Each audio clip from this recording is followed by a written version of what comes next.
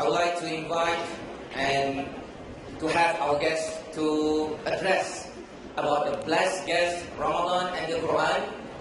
Without any further, please join me to welcome Ustaz Nouman.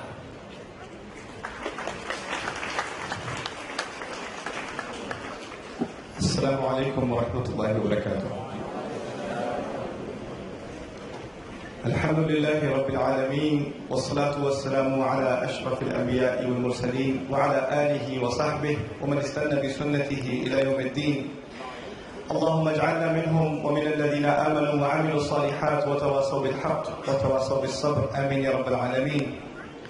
ثم أما بعد فأعوذ بالله من الشيطان الرجيم يسبح لله ما في السماوات وما في الأرض الملك القدوس العزيز الحكيم هو الذي بعث في الأميين رسولا منهم يتلو عليهم آياته ويزكيهم ويعلمهم الكتاب والحكمة وإن كانوا من قبل لفي ضلال مبين وآخرين منهم لما يلحقوا بهم وهو العزيز الحكيم ذلك فضل الله يؤتيه من يشاء والله ذو الفضل العظيم. رب اشرح لي صدري ويسر لي أمري واحلل عقدة من لساني يفقه قولي. اللهم ثبتنا عند الموت بلا إله إلا الله. اللهم اجعلنا من الذين آمنوا وعملوا الصالحات وتواصوا بالحق وتواصوا بالصبر. اللهم بلغنا رمضان يا أرحم الراحمين.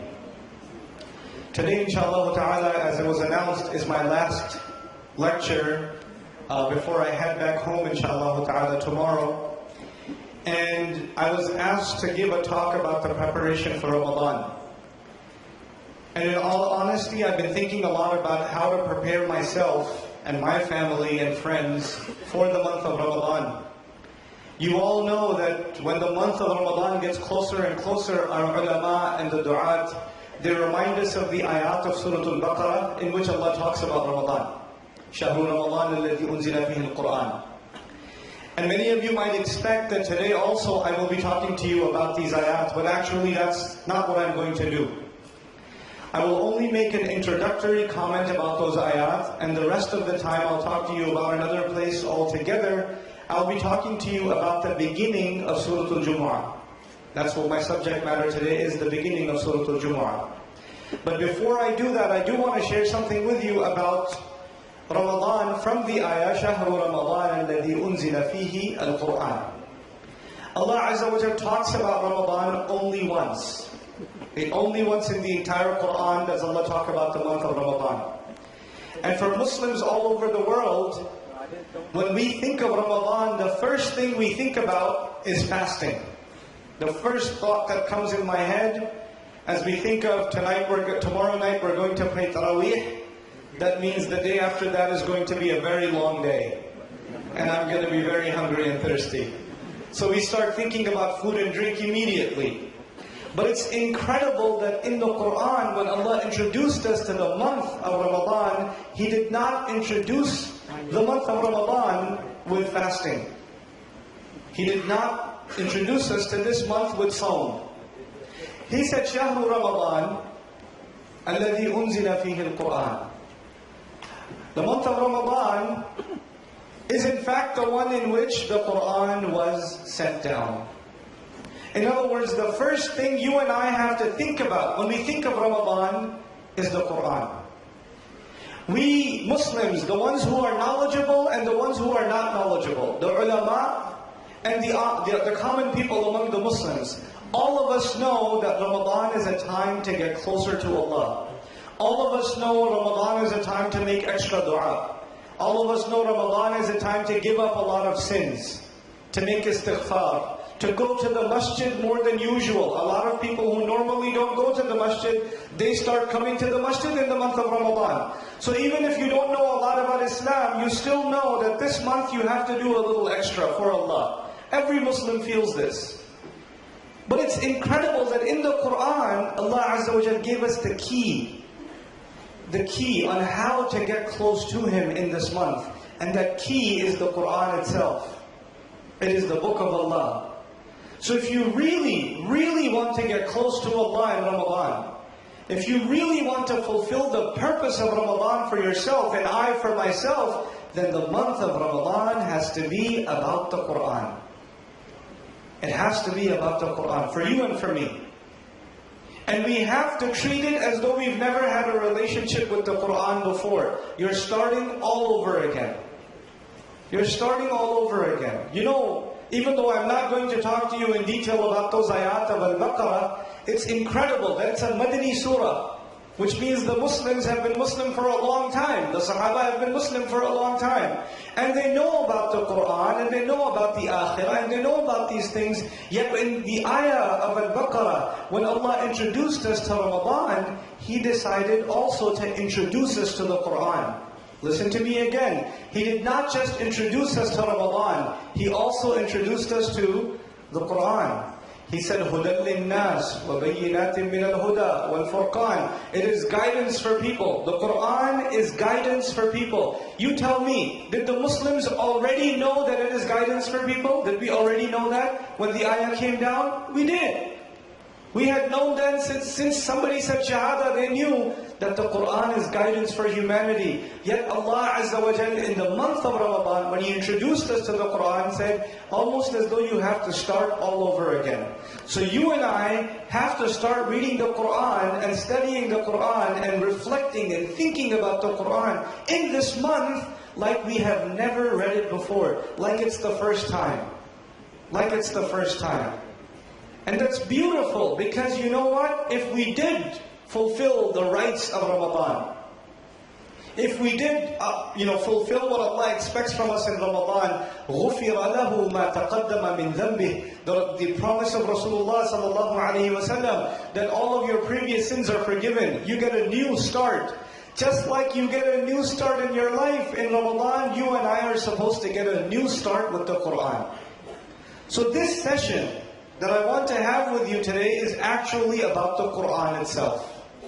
And one of the most beautiful places that describe my relationship and your relationship with the Quran. And I chose this passage, you will see by the end why I chose these ayat. Because ever since I landed in Malaysia, I've been thinking about these ayat. There's one particular ayah I can't stop thinking about it. I'll get to that later. It just keeps spinning in my head every time. Every time. And so I want to share that with you by the end of today's talk.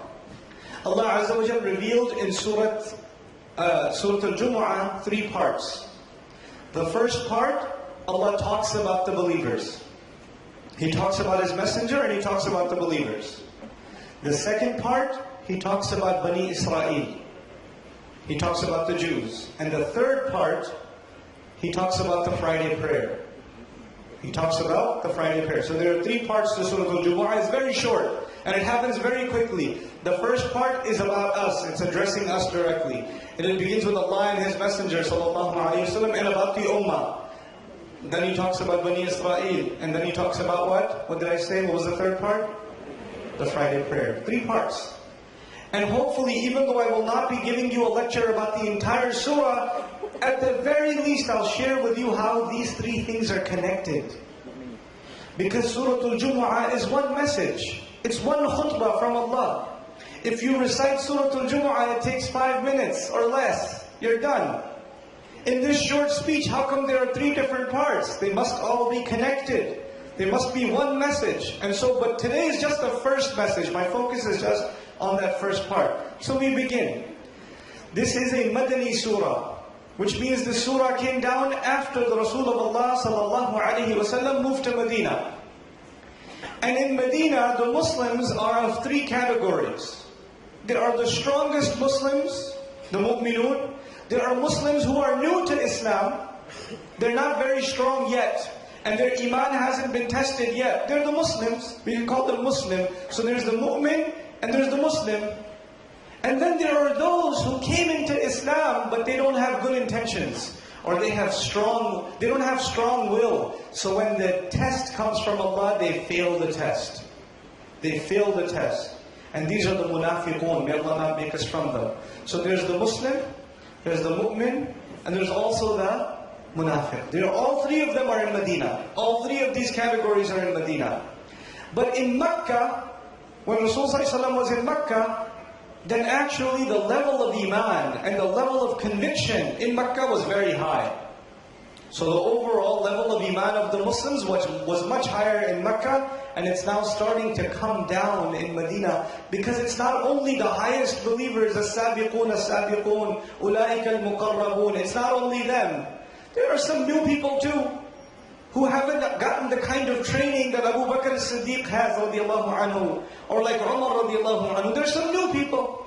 And also there are people who are munafiqun. So overall, the concentration has gotten low. The iman is not as strong. And in that climate, when Allah Azza wa Jal teaches the Rasul sallallahu alayhi wa sallam that the iman is going down of the ummah, He reveals certain surahs that are supposed to raise the iman again. These surahs are called the musabbihat. They begin with sabbaha lillah or yusabbihu lillah. The purpose of these surahs in Madani Quran is to raise the iman of the ummah. And Surah Al-Jumu'ah is one of these surahs. Allah Azza wa Jal begins, يُسَبِّحُ لِلَّهِ مَا فِي السَّمَاوَاتِ وَمَا فِي الْأَرْضِ. Everything in the skies and the earth continues to and will continue to declare Allah's perfection. Everything in the skies and the earth is doing tasbih. يُسَبِّحُ لِلَّهِ مَا فِي السَّمَاوَاتِ وَمَا فِي الْأَرْضِ. Before I go on, I want you to think about this concept. Everything is doing tasbih. This piece of plastic I have on my face over here is doing tasbih. The fan over there is doing tasbih. The light bulb is doing tasbih. The concrete on the floor is doing tasbih. The chair you're sitting on is doing tasbih. That is what Allah is saying. The star is doing tasbih. The insects are doing tasbih. Thank you. This is doing tasbih. Okay? Now listen. Why is that important? Because Allah Azza wa Jalla is saying, nobody should come to remind you to do tasbih. Everything around you is reminding you to do tasbih. Sometimes you make salah, and you finish salah, and you're in a hurry. So you finish salah, and you get up and you go. But sometimes you finish salah, and the person next to you is doing tasbih. And when you see that person doing tasbih, what do? You say, oh, I forgot, man, I should do tasbih too. You see? When you see someone else doing it, what happens? You remember yourself. You remember yourself. Is that interesting? I'll tell you something about lectures. I know I'm stopping in the middle of a lecture, but this is important. There are a lot of you here, and there's only one of me. So when somebody walks by, for some reason, a lot of people say,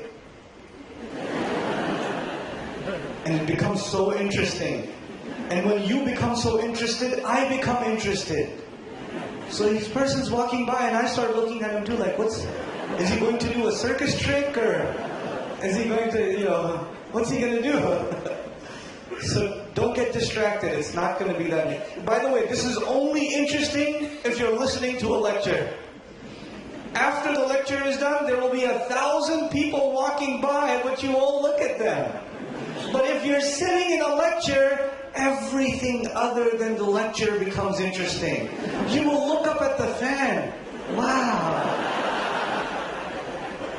Everything else except the lecture. So, I know it's hard, but try to concentrate. Everything is doing what? Tasbih. And one of the benefits of that is that now I am constantly being reminded by all the creations of Allah that I should be doing tasbih also. Every ayah is to benefit me. That's one of the benefits of the ayah. Everything does tasbih, why don't you? يُسَبِّحُ لِلَّهِ مَا فِي السَّمَاوَاتِ وَمَا فِي الْأَرْضِ الْمَلِكِ الْقُدُّوسِ الْعَزِيزِ الْحَكِيمِ. This is unusual in the Quran. Allah usually mentions 2 of His names at the end of an ayah. وَاللَّهُ غَفُورٌ رَحِيمٌ. وَاللَّهُ عَزِيزٌ حَكِيمٌ. But here you find 4 names of Allah in a row. Al-Malik, Al-Quddus, Al-Aziz, Al-Hakim. 4 names of Allah. The first name is Al-Malik, which means the king. The second name is Al-Quddus, which means the ultimately pure. Not only the one who is pure, Quddus is also the one who purifies. So there are 2 meanings, the lazim and the muta'addi meaning. The one who is pure and the one who purifies. That is Quddus. I'm giving you simple meanings. What was Al-Malik? Call it out loud. What was Al-Malik? The king. What is Al-Quddus? The pure. the pure and the purifier. The pure and the purifier. Okay, that's Al-Quddus. Then it's Al-Aziz. Al-Aziz is the authority. Someone who has Izzah has two things, by the way. Izzah has two things in it. Izzah has respect and Izzah has authority. I'll say that again. Izzah has respect and Izzah has authority. So someone who is Aziz is respected and they also have authority. Now you know these two things, they're not always together. Sometimes people have authority but they have no respect. Sometimes a government or a police officer has authority but people still don't respect him. They listen to him because they're scared of him. But they don't listen to him because they respect him. You understand? So you can have authority without respect. It's possible. You can also have respect without authority. It could be an old lady that's crossing the street. We respect her because she's older, but she may not have any what? No authority. So you have respect and authority are two different things. But when you call someone Al-Aziz, then you respect them and they have authority. And by extension, you respect their authority. This is Al-Aziz. So there was Al-Malik, which was the king. Al-Quddus, the pure. Al-Aziz, the one who gets respect and has authority. Okay, now Al-Aziz, what's the last name? Al-Malik, Al-Quddus, Al-Aziz, Al-Hakim. Al-Hakim is the wise. Al-Hakim is the one who has wisdom. There are 4 names of Allah Azza wa Jal mentioned in this ayah. And as I continue this brief dars, I want you to try to remember these 4 names. I'll say them out loud again. Al-Malik, Al-Quddus, Al-Aziz, Al-Hakim. Now we go to the second ayah.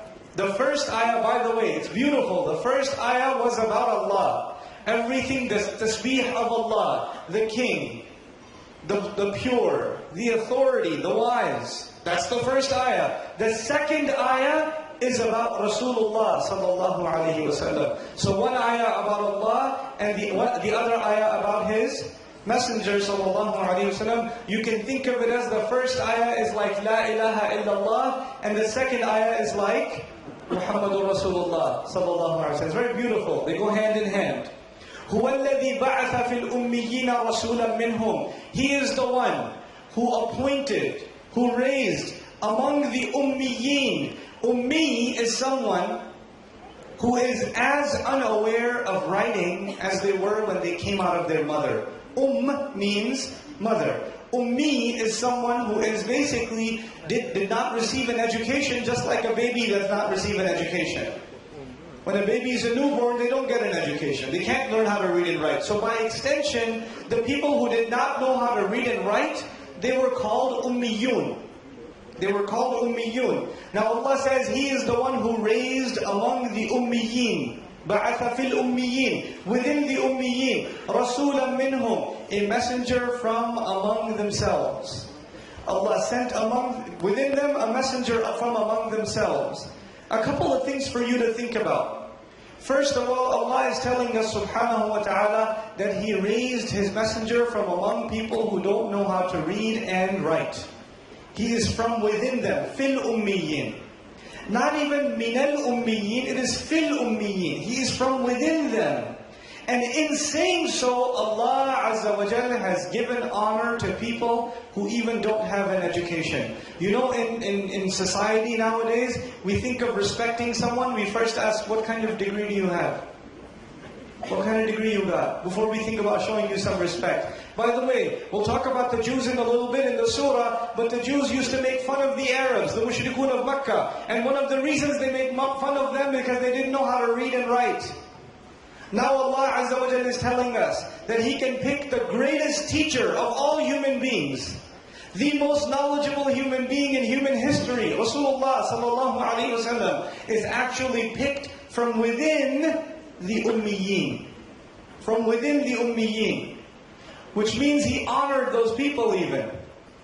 He honored those people. He selected those people. It is an honor that Allah gave to the Arabs and even to the Ummiyin.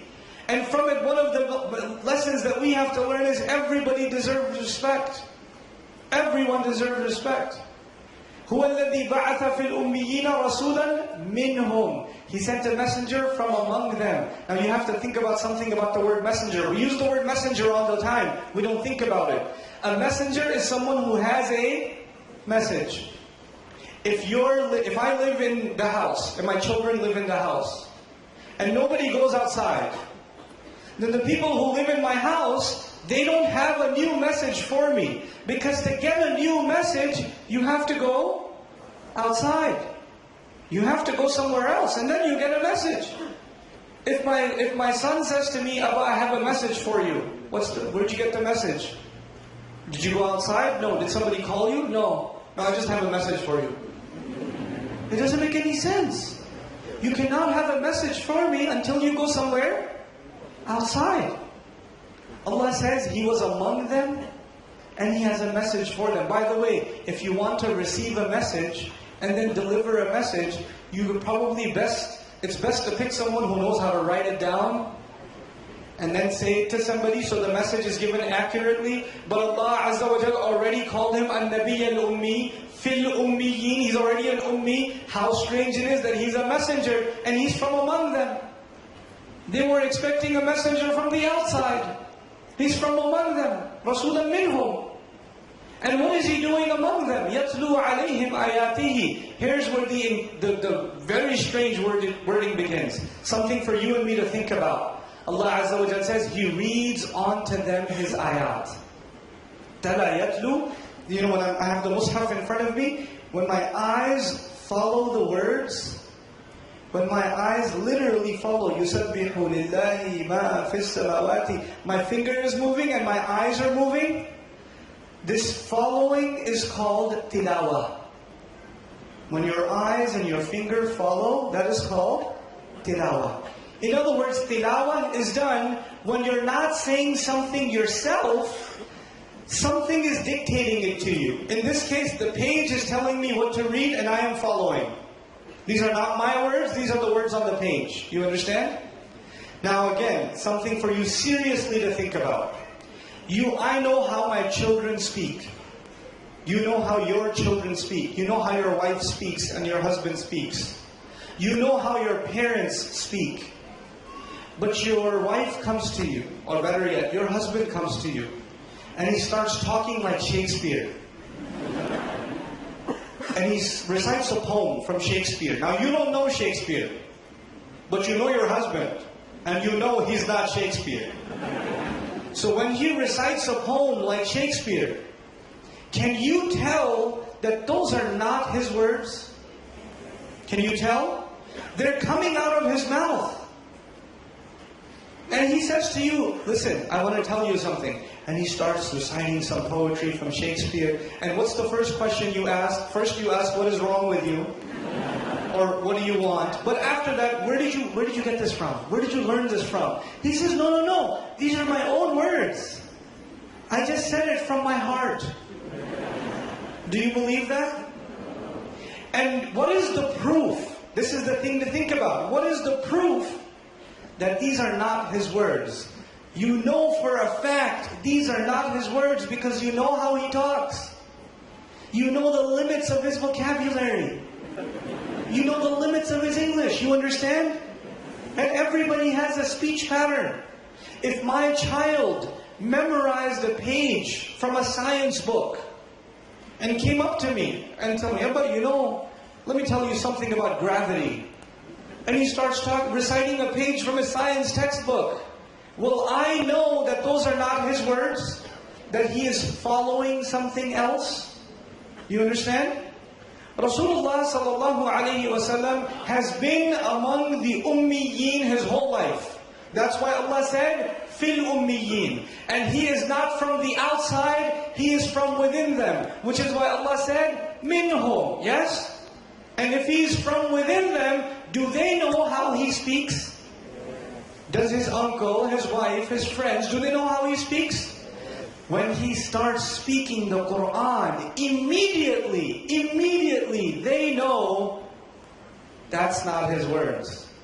That's not how anybody speaks. He's following something else. He's following, you understand? He's doing tilawah. You can tell even if there's no paper in front of him. Rasulullah did not receive papers coming down from the sky that he could recite. The angel, Jibreel alayhi salam, would reveal the Qur'an on his heart. And he would follow from what was given in his heart. على قلبك لتكون من المؤمنين نزل به الروح الأمين على قلبك in Surah Al-Shu'ara. The Ruh al-Amin, Jibreel alayhi salam, put this Qur'an on your heart. Now I want you to understand, يَتْلُو عَلَيْهِمْ آيَاتِهِ. The way the messenger would recite the ayat would become immediately clear to the ummiyin. No ummi speaks like this. This is not from us. He is following something else. He is following the ayat of Allah. He's reading the ayat of Allah. Subhanallah. Allah in the beginning of this ayah called him ummi, which means someone who cannot read. And now he tells us he reads the ayat. He follows the ayat. Who gave him his education? Allah subhanahu wa ta'ala. Allah chose to educate this human being in the middle of the desert. The Greeks had their philosophy. The Romans had their empire. The Persians had their literature.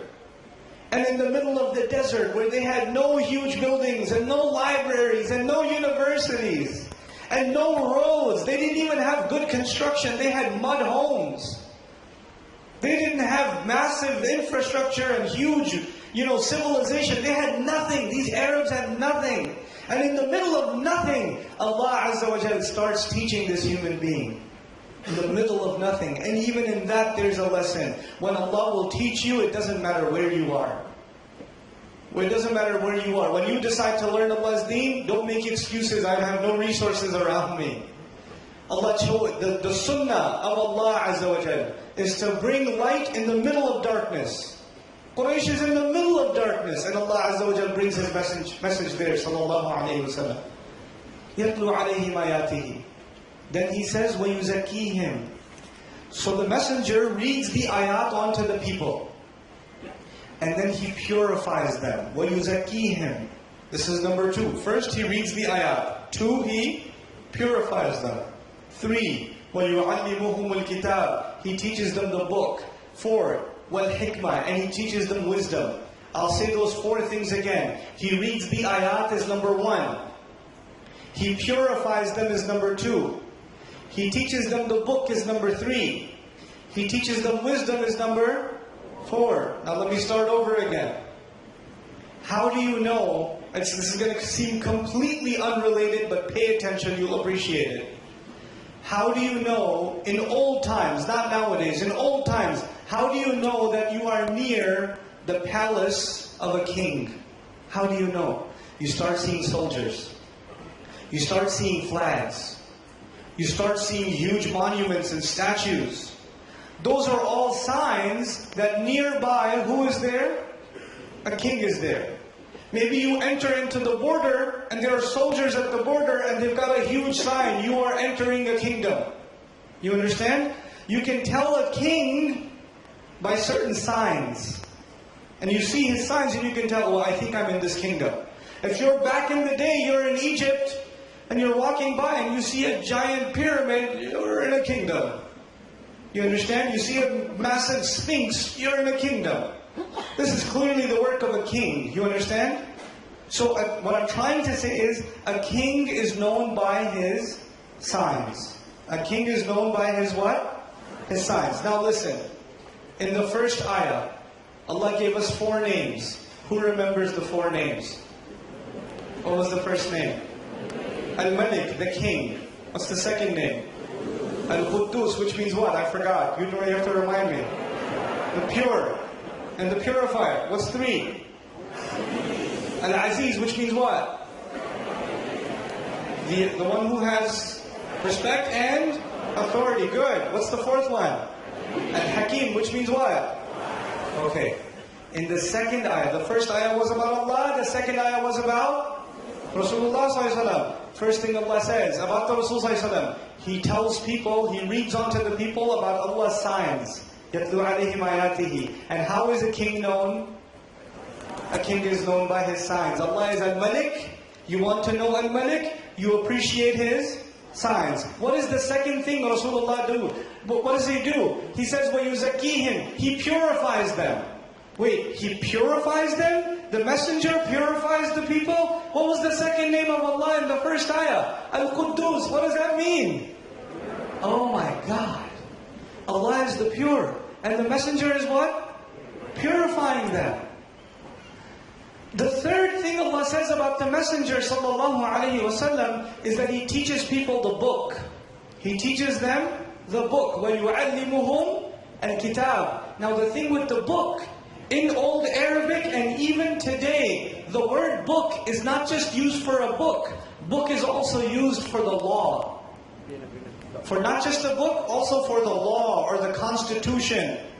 In the Quran, one of the names of the Sharia is Kitab Allah. Like Allah will give some laws, some ahkam, and He will say, Kitab Allahi alaykum, the book of Allah that is mandated upon you, which means the law of Allah that is mandated upon you. When Allah says you have to fast, He says, Kutiba alaykum as-siyam. Fasting was not written on you. That's okay translation. Fasting was made the law on you. It is prescribed upon you. It is now legally binding on you. Back in America, when you have a judge and he wants to throw someone in jail, we say he threw the book at him. The judge threw the book at him. That does not mean that the judge picked up a phone book and threw it at the guy. It means he used the law, the full extent of the law against this person. You understand? So the book has to do with what? The law. Where does the law come from? Laws come from the authority. Isn't that true? So the third activity of the messenger is he teaches them the law. And the third name of Allah in the first ayah was that He is the authority. You remember that? Subhanallah. What was the fourth name of Allah in the ayah? Which means what? Al-Hakim means what? Allah says in the second ayah, the messenger ﷺ, the fourth thing he does, he teaches them wisdom. He teaches them wisdom. Where does wisdom come from? It comes from the wise, the fourth name of Allah. There are four names of Allah in the first ayah, and there are four activities of the messenger in the second ayah, and they are one on top of the other. They're superimposed on each other. This is the perfection of Allah's kalam. This is how Allah speaks. You and I don't speak like this. This is yatlu alayhim ayatihi. You understand? But now I want to take a step further. The real reason I wanted to talk to you about these ayat. In this second ayah of the surah, a great scholar of the Quran, Hamiduddin Farahi rahimahullah, in his tafsir of this surah, he said that the second ayah of this surah is the heart of the surah. If you understand this ayah, you will understand the whole surah. And if you miss this ayah, you will miss the whole surah. That's the second ayah of the surah, which I just recited to you. In this ayah, the messenger does four things. And let me tell you why that's important. These four things are the formula. They're the formula that Allah gave the messenger, sallallahu alaihi wasallam, to accomplish his mission. Rasulullah sallallahu alaihi wasallam has a mission. Just because you have a mission does not mean you know how to fulfill it. You don't just need the task, you also need the method, the instructions. This ayah is how does the messenger accomplish his mission. And because this is his method that Allah gave him, from then onwards until today, this is our mission. And this is the way we accomplish our mission. Now let me ask you, or tell you a little bit at least, what is the mission of Rasulullah sallallahu alaihi wasallam? The mission of Rasulullah sallallahu alaihi wasallam is to take a community that has fallen into corruption. And he has to bring them into the light of Iman. يُخْرِجُهُمْ مِنَ الظُّلُمَاتِ إِلَى النُّورِ. That's his job. How is he going to do it? That's the question. He will do it through this process. And because this is a Madani ayah, it means this process is good for the Quraysh, for the Meccans, and it's also correct for the Muslims.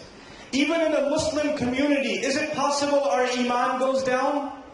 Is it possible that we don't feel as close to Allah in one generation after the next, that we're becoming further and further away from Allah? Is it possible we're becoming more materialistic, more ghafil of Allah, that we don't cry in salat anymore, that we don't feel like reciting Quran much anymore? Our du'as have become empty. We just recite some words and say them, we don't even know what they mean, and we don't even care. Is that possible? Is that problem possible? When a Muslim community has that problem, how can they fix it again? How can they get back on track? These are the ayat. These are the ayat. Which means these ayat will be relevant for you and me. Not just as a nation, even as a person. Forget about the entire country. Forget about the entire ummah. Just think about yourself. Aren't there days where you have become so far from Allah that you need to get back and you don't even know how? Where do you begin? I feel so distant from Allah subhanahu wa ta'ala.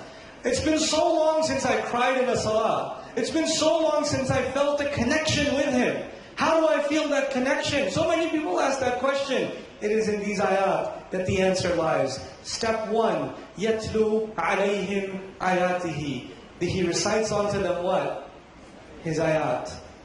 We have to engage the word of Allah. We have to recite the word of Allah. We have to stop and think about the word of Allah. We have to think about the fact that every time Allah is speaking, He's talking to me. He's talking to me directly. Wallahi, the greatest gift you will ever have in your life is the gift of Allah's speech. Allah chose to speak to you. Allah chose to speak to me in this book. No other religion gives you this kind of direct access to Allah, that Allah is talking to you and me. But some people say, no, but Allah is only talking to the Prophet ﷺ. He's not talking to me. This is not a book for me. This is a book for the ulama, for the scholars. I just recited with tajweed, but I'm not supposed to think about it. Fihi dhikrukum, Allah says. In it, Allah is talking about you. That's literally what He says. In it is your mention. It's about you. First thing, you engage this book. First thing we have to do in every Muslim community in the world, and we have to do it constantly, is revive this sunnah of Rasulullah sallallahu alayhi wasallam. What is that sunnah? يَتْلُو عَلَيْهِمْ آيَاتِهِ. Now you tell me, there are millions of us all over the world, billions even. We get together in Ramadan and we stand and we listen to the Quran being recited. But the vast majority of us have no idea what just happened. No clue.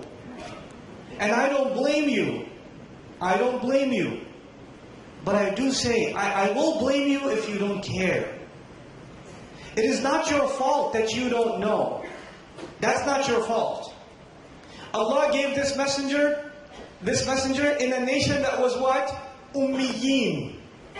Being ummi, not knowing the words, not knowing how to read and write is not their fault. That is not their fault.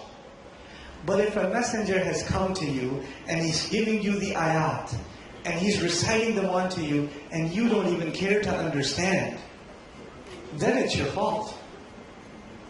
These are people Allah describes in the Quran who listen to the word of Allah. لَمْ يَخِرُّوا عَلَيْهَا صُمًّا وَعُمْيَانًا. They don't fall on these ayat deaf and blind.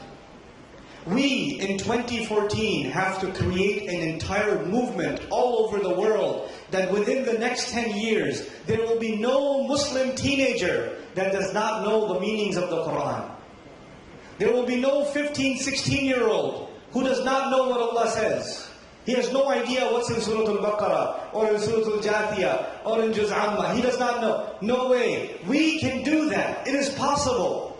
We can do it within 10 years or even less. But we have to care. We have to actually become part of this effort. And that is not one person's job. Every single member of this ummah, you and I are responsible to educate ourselves and educate our families. Educate our children. They have to learn what this book means. This book came so we can think about it. إِنَّا أَنزَلْنَاهُ قُرْآنًا عَرَبِيًّا لَعَلَّكُمْ تَعْقِلُونَ.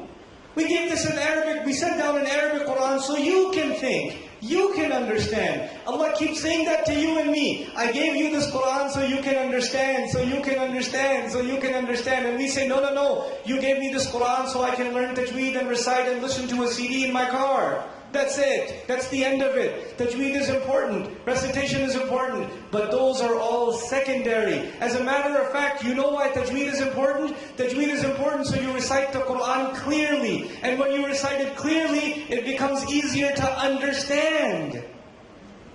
Why is the Quran memorized? So you repeat yourself. And the more you repeat, the better you understand. Everything that has to do with our relationship with the Quran goes back to the fundamental, which is we have to understand this Quran. It goes back to understanding this Quran. As a matter of fact, when people are drunk, back in the day, alcohol was not, or wine was not haram yet. And you know the big problem with wine? Ya ayyuhal ladhina amanu, la taqrabu salata wa antum sukara. حَتَّى تَعْلَمُوا مَا تَقُولُونَ. Those of you who have iman, don't come near the prayer. Don't pray, don't come near the salah while you are drunk. Until when? Until you know what you're saying. Until you know what you're saying. One of the major problems with wine in the Quran is somebody will make salah and the problem will be what? They don't know what they're saying. Now, alhamdulillah, we don't have the wine problem. Alhamdulillah, for the most part, we don't have the wine problem. But we have the other problem, don't we? We don't know what we're saying. We don't know what we're saying. That is an emergency. That is an emergency. We think about, physical emergencies. An earthquake is a physical emergency. A war is a physical emergency. But me not understanding the word of Allah when I recite it, that is a spiritual emergency. I have to care about this. And if I am 30, 35 years old, 25 years old, and I never got a chance to learn, I will make sure I don't deprive my children. I will make sure they don't reach my age and say, I wish I knew what the Quran meant. I will not let that happen to my kids. I will start learning today, even if I'm 80 years old. Even if I'm 90 years old. Because the month of Quran is coming. The messenger would recite the ayat onto the people. Now you tell me, when Rasulullah ﷺ would recite the ayat onto the Quraysh, did the Quraysh understand the Quran? Did they understand the Quran? Yeah, they did. This is a very big deal. There are stories in the Quran where kuffar, non-Muslims, haters of Islam, they heard the ayat of Allah and they started crying. The kafirs started crying. Today my problem is I'm not a kafir, alhamdulillah, and I'm listening to the word of Allah and nothing moves. Nothing moves. That's a tragedy. The Quran got more of a reaction from a kafir back then than it gets from me today. That's a problem. That's an emergency. يَتْلُو عَلَيْهِمْ آيَاتِهِ وَيُزَكِّيهِمْ. The second thing the messenger, this is his formula. You have to make the Quran common. The mother is teaching her son. She's teaching her daughter. The husband is teaching his wife. The wife is teaching the husband if she knows more. The family is becoming a family of the book of Allah. They're trying to find every opportunity they can to further their understanding of it. They're memorizing it. They're studying its tajweed. They're learning its meaning. They're studying its tafsir. Because this book is like food for them. Just like every few hours you need food. Allah makes you and me go back and make salah. And the longest part of salah is what? Is qiyam. And in qiyam, what do you recite? You recite Quran. How can I not have a direct relationship? He says, وَيُزَكِّيهِمْ. And when we talk about the messenger purifies them, usually it's not broken up like this, but I'll break it up like this for you guys. There are two parts to it. There are two parts of purification. There's the purification of the mind, and there's the purification of the heart. Once again, there are two kinds of purification. What are the two kinds? Purification of the mind and purification of the heart. The Quran says the messenger purifies them. What does that mean? He purifies their mind and he purifies their Heart. Now let's understand both of them. Purifying their mind means Allah teaches you how to think. Allah teaches you how to understand reality. Allah makes you smart in the Quran. Allah teaches you how to ask the right questions, how to give the right answers. Allah will teach you, they say this, you say this. Why don't you think about this? Why don't you look at that and reflect on that? Allah is constantly training you how to think. And when you learn how to think properly, your mind is becoming purified. Your mind is becoming purified. We're becoming more intelligent Muslims when we are being purified by the Quran and our minds are being purified. What is the second kind of purification? The heart. My heart has jealousy. It has laziness. It has greed. It has temptation. It has lust. It has forgetfulness. It has a lot of diseases. My heart's got a lot of diseases. And if I properly understand the Quran and recite it sincerely, it is as though Allah is giving me advice about my problems and I start getting better. My anger doesn't go away, but it starts getting diminished. My greed doesn't go away, but it starts coming under control. You understand? Allah puts it under control. You know Allah Azza wa Jalla in the Quran, if you recite it with deep, if you properly think about the Quran and you recite it, or you listen to its recitation, something will happen to you. Something will happen to you. You're reading the book of Allah anywhere in the Quran, anywhere in the Quran. We'll finish watching a movie for 3 hours. And you're driving home. And you're like, should I listen to the radio? And you're changing channels on the radio in the car. And accidentally you put the Quran recitation on. Just accidentally. And it says, يُسَبِّحُ لِلَّهِ مَا فِي السَّمَاوَاتِ وَمَا فِي الْأَرْضِ. Everything in the skies and the earth is remembering Allah, is doing tasbih. And you just came back from a movie. Were you remembering Allah? No. And you just feel bad. You're like, I should be doing tasbih. Astaghfirullah Rabbi. Your ghafla, your heedlessness is being addressed by every ayah. Every ayah. It will cleanse the mind and it will cleanse the heart. Wallahi, there is no text. There is no text in existence. There is no book like the book of Allah that cleanses my mind and cleanses my heart at the same time. There is no such thing. Either you have books about spirituality or you have books about philosophy and thinking and all of this stuff. Allah Azza wa Jalla makes those two things inseparable. He makes them inseparable. And this is the gift of Allah to this ummah. You know why? Because the Christians, for example, the Christians emphasize spirituality. You know that, right? They emphasize spirituality. They emphasize the heart. And you know what the Jews emphasized? This is not a concern. This is why Allah says, قَسَتْ قُلُوبُهُمْ. Their hearts became hard. So one nation became overly intellectual, and the other nation became overly spiritual. Allah gave us وَيُزَكِّيهِمْ. He purifies their intellect, and He purifies their hearts, and He balances both of them. Because if you go one too much or the other too much, a corruption comes into yourself. A corruption settles inside you. SubhanAllah. وَيُزَكِّيهِمْ. And if we do this enough, if we recite the Quran enough, the Quran will start to change how we think. The Quran will change the way you think about your money, the way you think about raising your family.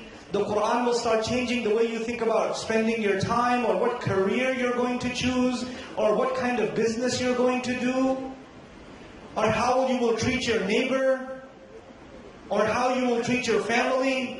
It will start affecting you. It will start cleansing you. And so now, يُعَلِّمُهُمُ الْكِتَابِ. Then Allah teaches them the book. Then education begins. This is very important, people. Please listen to this carefully. I know it's hot, and I know the fans are not enough. I know. It's hot for me. I'm melting. Literally, this is the best weight loss program I've ever had. But listen, this is important. In Islam, in this formula that was given to Rasulullah ﷺ, the law is number 3. The law is mentioned as number. He teaches them the law. That's mentioned at number 3. What was the first thing? He reads the ayat onto them. What was the second thing? He purifies them. Then he teaches them the law. Let me tell you something about that. When you teach someone, then they have to be students. They have to be students. Right now, you guys, I'm not teaching you anything. I'm not. Because you are not what right now? You're just an audience. You're not a student. Not right now. Some of you are sleeping like that guy over there. It's fine. Okay? It's fine. Because you're an audience. If I was your teacher, it would be a different relationship. I have students back home in Texas. I have students. And those students, when I give a lecture, they cry. But they don't cry because their iman went up. They cry because I'm their teacher. And I destroy them in class. If I'm your teacher, every 2 minutes I will ask you a question. Hey, Abdul Kareem, tell me the answer. Fatima, tell me the answer. What is the answer? Why don't you know? Pay attention. A teacher makes sure that the student what? Understands, learns, and the teacher tests the student. Then the teacher fails the student. Then the teacher retests the student. Then the teacher humiliates the student. Then the student asks the teacher and asks again, and the teacher answers again. It's a back and forth and back and forth. Is teaching easy? No. Teaching is not easy. Teaching, do you have to have a relationship when you're teaching? Absolutely. And in that relationship, you need two people that are very serious. The teacher is very serious and the student is very serious. But when Allah said, يَتْلُو عَلَيْهِمْ آيَاتِهِ, He reads the ayat onto them. He just reads the ayat. Is that a teacher-student relationship? No. He's just reading the ayat, just like I'm reading the ayat to you right now. And hopefully, as I'm reading these ayat to you, what might happen to some of you? You might start thinking differently about Ramadan. You might start, something in your heart might change. But that's not because of me. That is because of the ayat. That's because of the ayat. And now that you become serious, you might decide to go into a class and take a teacher and become serious and start learning. But you would never become serious until the ayat were read onto you and they changed something inside you. We expect the entire ummah to learn. We cannot expect them to learn. We just have to give them the ayat first.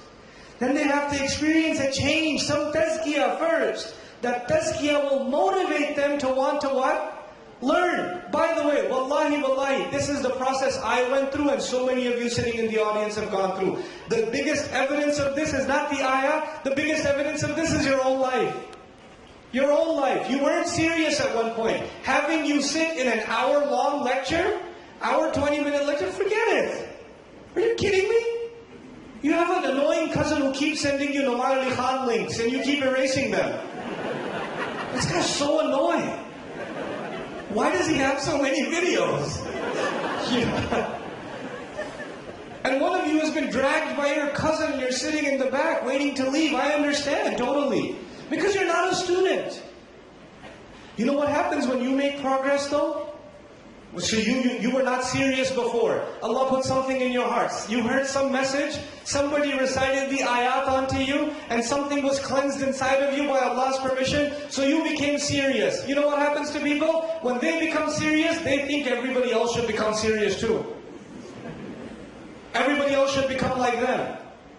And you start getting angry at everybody else. You're walking to the masjid, astaghfirullah, these people don't even go and make salat. It happens or no? It happens. The idea of you going through a process, you forget that you went through a process. When you look at other people, you expect them to get exactly to the same level as yourself, or better. You can't. This is the process of Rasulullah sallallahu alaihi wasallam. By the time you get to become serious, you need wisdom. You need wisdom. Because in order to deal with people properly, what do you need? Wisdom. You don't just need knowledge. Sometimes you gain a lot of knowledge, but you have no wisdom in how to deal with people. What does the messenger teach people? He just teaches them the book and says, you're done? That's all you need? You just need the book? Here's the sharia, finish? No. وَيُعَلِّمُهُمُ الْكِتَابَ وَالْحِكْمَةِ. He teaches them wisdom. How do you apply this knowledge? How do you share this knowledge? What do you expect from people? That doesn't just require knowledge. That requires wisdom, common sense. So this deen is about being sensitive to other people and what levels they're at. We don't know which stage they're on. We don't know what stage they're on. And it's the problem in the Muslim Ummah today that we expect everybody to know that they should learn the kitab and they should live by the kitab because they're Muslim. Just because they're Muslim does not know that the iman is very high. And until the iman goes high, you don't become serious. Our bigger concern has become what is on the outside. Is this woman wearing hijab or not? Does this man have a beard or not? Does he go make salat or not? All of these things are on the outside. But the outside will never be worth anything until you have the inside. The kitab is on the outside. But يَتْلُو عَلَيْهِمْ آيَاتِهِ وَيُزَكِّيهِمْ. This is on the inside. You have to recite the ayat onto people. Share the word of Allah with people. And you watch, they will change. They will change. I don't mean to share this with you because I want to show off. Wallahi, I do not want to show off. But I want to share a personal story with you. I was just talking to this with Brother Harun, who's traveling with me, and his family also. Maybe about 20 years ago, when I was in high school, I had no Muslim friends. None of my friends were Muslim. My best friend was a Hindu.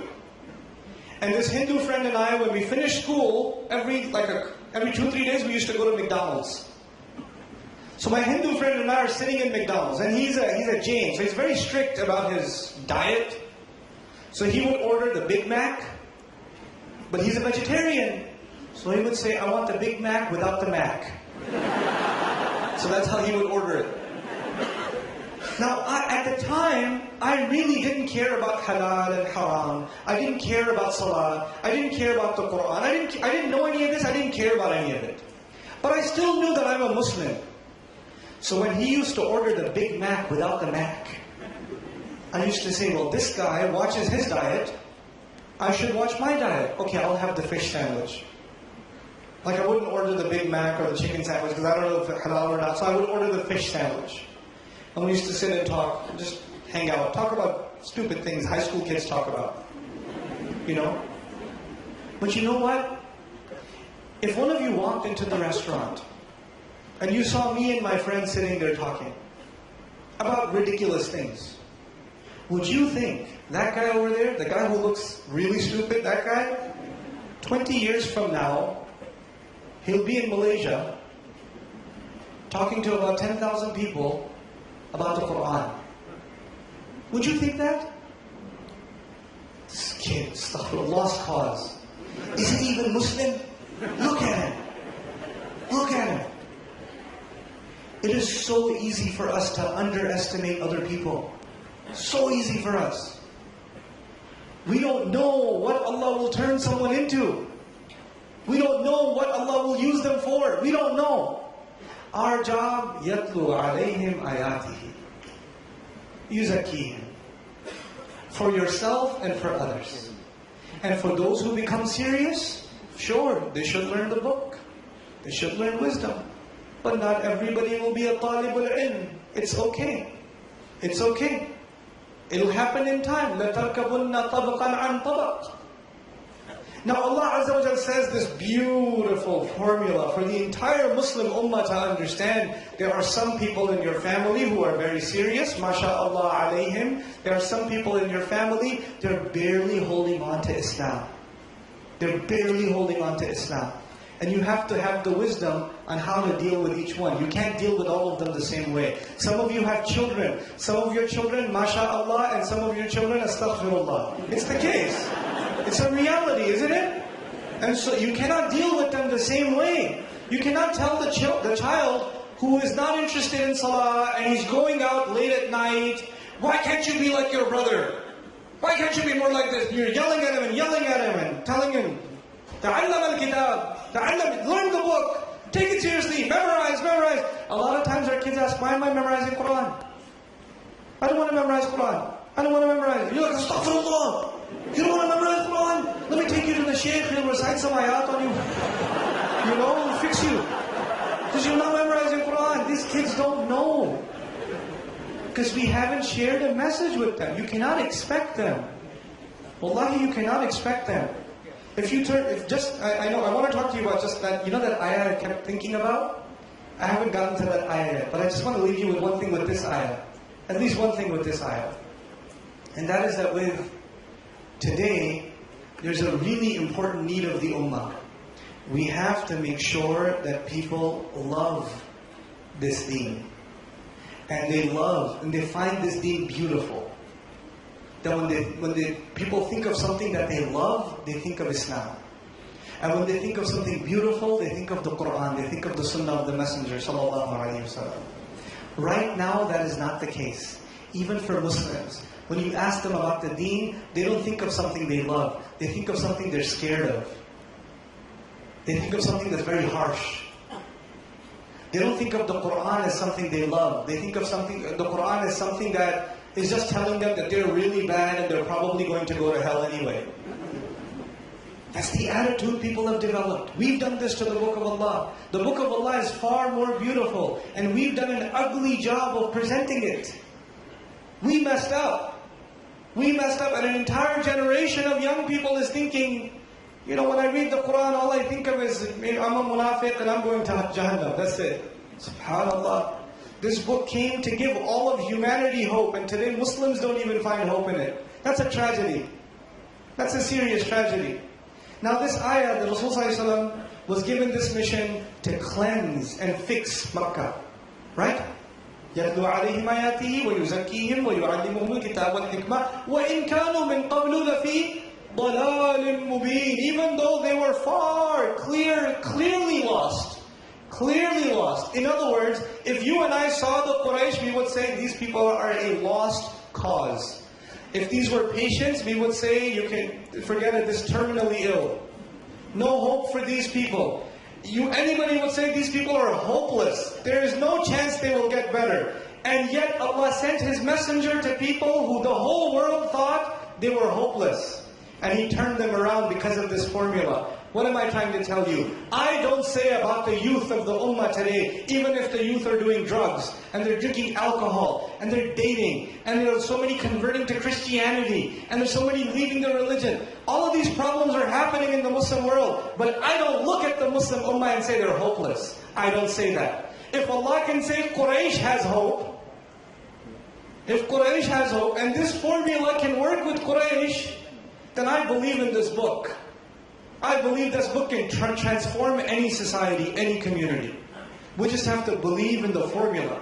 We have to believe in the method. Now Allah says in this beautiful surah, this is the ayah I kept thinking about, wallahi. وَآخَرِينَ مِنْهُمْ لَمَّا يَلْحَقُوا بِهِمْ. Allah says, these are the Quraysh, right? The Quraysh are Arabs. And the people in Medina, the people of Yathrib are also Arabs. And they are the ones that the Prophet is working on, sallallahu alaihi wasallam. Now in this ayah, Allah says, there are akharina minhum. There are other people other than these people. There are other nations, other races, other ethnicities, other regions of the world, other continents, other countries that are not Arab. Lamma yalhaqu bihim. They have not joined them yet. Allah did not say they have not joined them. He said they have not joined them yet. Yet. The Malays haven't joined the Ummah yet. The Indians haven't joined the Ummah yet. The Africans haven't joined the Ummah yet. The Turks haven't joined the Ummah yet. The Uyghurs haven't joined the Ummah yet. The Europeans haven't joined the Ummah yet. Because the ayat are coming in Medina. None of that has happened yet. We, most of you that are sitting here that are not Arab, are talked about in this ayah. We're talked about in this ayah. وَآخَرِينَ مِنْهُمْ لَمَّا يَلْحَقُوا بِهِمْ. There are other than the Arabs. They haven't joined them yet. When you fly into Malaysia, and I think about the fact, how far away from the Arab land is this place? And its islands that are way out into the sea. And Islam reached over there. Who would would think Islam would get all the way into these remote islands and people would be saying, La ilaha illallah. Wallahi, I almost cried. We were in Terengganu. I was in the hotel room. I look in the table next to my bed and there's a copy of the Quran. I live in the United States. Every time you pull out the desk, there's a copy of the Bible. I see a copy of the Quran, I almost start crying, man. وَآخَرِينَ مِنْهُمْ لَمَّا يَلْحَقُوا بِهِمْ. We don't realize you and I are the fulfillment of Allah's promise in this ayah. You and I are saying La ilaha illallah because Allah made that promise to His Messenger sallallahu alayhi wa sallam. And you and I are only people of La ilaha illallah for no other reason that somebody before us understood this formula. يَتْلُو عَلَيْهِمْ آيَاتِهِ وَيُزَكِّيهِمْ وَيُعَلِّمُهُمُ الْكِتَابَ وَالْحِكْمَةِ. Somebody who came before us, who understood that when you go to these lands, you will recite the book of Allah, and Allah will purify people who have any goodness in them. Then you can teach them the book and the wisdom, and they will come flock into this deen. They will flock into this deen. And that's us. You know what the tragedy though is? When you join the Sunnah, you have to repeat. The same way our ancestors came into Islam, my ancestors were Hindus. 3, 4, 5. I asked my grandfather, it's 5 generations of Muslims. My family is Muslim for 5 generations. Before that, they're Hindus. Before there are all kinds of idol worship in my family. Somebody was given da'wah. Some young man who was a Hindu took Shahada and decided he will change his life. But he only took Shahada because somebody gave him a chance. Somebody spoke to him about Allah's word. Somebody showed him the beauty of Islam. He looked at a Muslim and he saw an honest person. You know, he saw a good, sincere friend who was willing to share the word of Allah with him. This is the month of the Quran. Ramadan is the month of the Quran. The same Quran that made our ancestors say La ilaha illallah. The same Quran, the gift of which you and I, we don't earn La ilaha illallah. We didn't pay for it. It was given to us by Allah Azza wa Jal as a result of this promise. وَآخَرِينَ مِنْهُمْ لَمَّا يَلْحَقُوا بِهِمْ. Are the Muslims the majority of the planet? Are we the majority? No, we're the minority. Muslims are a minority. We're a significant minority, but we're still a minority religion on the planet. We're maybe 1/5 of the world. That means that Allah Azza wa Jalla, of the entire population of human beings, decided that He will give you this gift and He will give me this gift. But this gift isn't free. It comes with a responsibility. You don't receive this gift of Allah's book, this final message of Rasulullah sallallahu alaihi wasallam, this Quran, and you don't even care. There are so many other people that could have been picked. You were picked. You were picked. You know, you didn't deserve it. It was a gift from Allah. Which is why in the next ayah, and I conclude with this ayah, ذَلِكَ فَضْلُ اللَّهِ يُؤْتِيهِ مَنْ يَشَاءُ. That is the favor of Allah. He gives it to whoever He wants. The La ilaha illallah that I say, that you say, is a gift of Allah. It is a favor of Allah. He gave it to you and me. Wallahu dhul fadl al-azim. And Allah is the possessor of great favor. You know what that means? That Allah's favor did not end with you. Now it's time for you to take Allah's gift and give it to others. Give it to your family. Give it to Muslims and give it to non-Muslims. The Muslims today are far from Quran, we have to bring them back. If you're far from the Quran, you have to make your way back. We have to develop this, and this is the month to do it. If there's one month where you can hit restart, all the mistakes of your past, forget about what happened. Forget about what you did this last year. Forget about what you did your whole life. This is the time to start all over again. It's just me and the word of Allah, because I recognize Allah Azza wa Jal made me among those who the Sahaba made dua for. The Sahaba made dua for. How do I know that? The Sahaba are listening to these ayat. There are not that many of them. There are not that many of them. And Allah tells them there are other people coming. There are other people that haven't joined you yet. Ya Allah, bring them soon. Ya Allah, protect those people that haven't joined us yet. SubhanAllah. The Sahaba are waiting for us. They're waiting for us. SubhanAllah. That's this ummah. That is this ummah. So I'm sincerely making dua for myself and for all of you that this month, this coming month, it's always been a month where I pray, it's always been a month where I recite Quran, but this time I'm not only going to pray and I'm not only going to recite the Quran, this month I'm going to try to understand this Quran. I'm going to learn something more about this Quran. I'm going to share what I learned with my family. I'm going to talk to them about this Quran. I'm going to try to develop a new love for this Quran and share that love with my loved ones for this Quran. And Allah will put barakah in all of your efforts because you're doing it in the month of the Quran.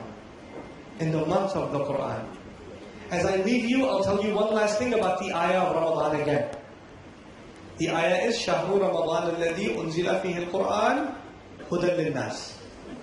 You know, the Nahwiyun, the grammarians, they debated about this ayah. They said this ayah could have two meanings. One meaning is هُدًى لِلنَّاسِ is actually about the Quran. The Quran is guidance for all of humanity. The other is شَهْرُ رَمَضَانَ الَّذِي أُنزِلَ فِيهِ الْقُرْآنِ is murakkab naqis. I'm sorry, I'm getting technical. I'll simplify in a second. And هُدًى لِلنَّاسِ is actually the khabar. Which means the month of Ramadan in which the Quran came down, the month itself is guidance for humanity. The Quran is guidance for humanity and the month is guidance for humanity. What that means is, if you're looking for guidance, if you're looking for change, and you're looking to share this beautiful message with loved ones and friends who are not even Muslim, this is the month to share it in. Because the month itself is guidance for humanity.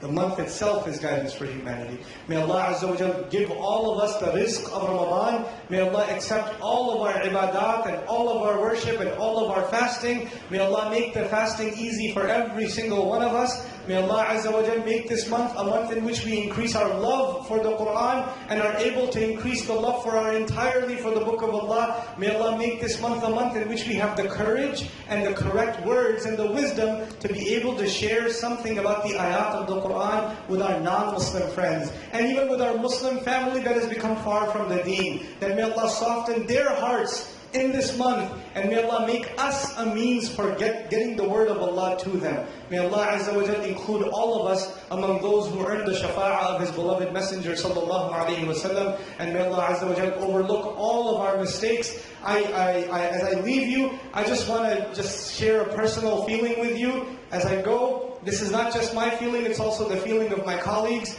I traveled a lot. But I travel to the Muslim world very little. And so when I travel to this wonderful place, when I travel to Malaysia, every time, I feel this new love for the Ummah. You guys don't even know what you have. You don't even know what you have. When you're just driving down the street and you see a giant masjid, you just see a masjid in the middle of the street, you don't know. That's not something you should take for granted. You know, if Allah did not want this to happen, that would have been a giant temple. There would have been a giant statue inside. And you would have been, and I would have been worshipping inside that temple. But Allah decided that we should be blessed with Islam. That we should be given this truth. You know? So we should be grateful for what we have. I just get this like surging love for the Muslims here. SubhanAllah. May Allah protect you people. May Allah protect you and your families. And may Allah make you an example of how a Muslim community can progress and be modern and be technologically savvy and economically strong, and at the same time hold on to every single principle of their deen. And they can live in this dunya without compromising anything from their deen. May Allah make you an example for that, not just for the rest of the ummah, but for all of humanity. Barakallahu li wa lakum. Wassalamu alaikum wa rahmatullahi wa barakatuh.